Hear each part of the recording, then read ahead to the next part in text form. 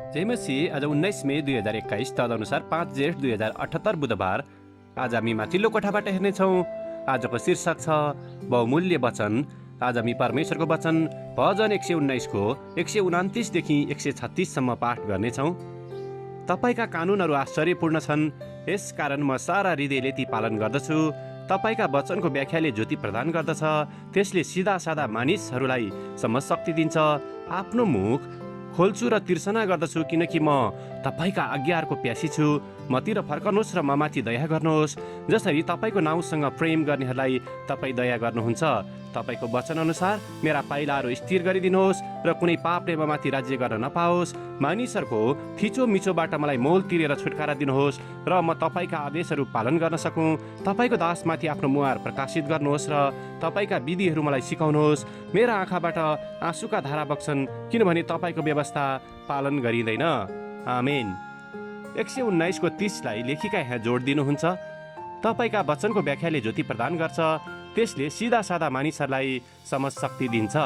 आमेन। लेखिका आफ्नो अनुभव र विचारलाई यहाँ यसरी प्रस्तुत गर्नुहुन्छ। मेरो हजुरबुवा शान्त व्यक्ति हुनुहुन्थ्यो, तर जब साँझ हुँदथ्यो उहाँ प्राय सोफामा बसेर कविता वाचन गर्न थाल्नुहुन्थ्यो। त्यसैले म उहाँको छातीमा टाँसिएर उहाँले बोल्नुभएका कविताका हरफहरू निरन्तर सुन्ने गर्दथे।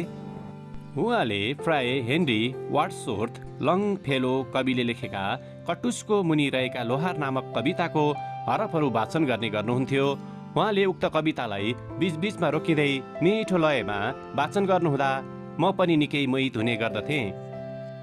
जब हामीले वचनलाई महत्त्व दिँदछौँ, तब हामीले तीबाट शिक्षा पाउन सक्दछौँ भन्ने बारेमा सिकाउनु भएको थियो।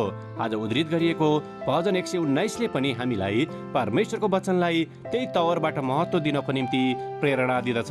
परमेश्वर सबै ज्ञानको स्रोत हुनुभएको कारणले बाइबलबाट उहाँले हामीलाई धेरै शिक्षाहरू दिनुहुँदछ।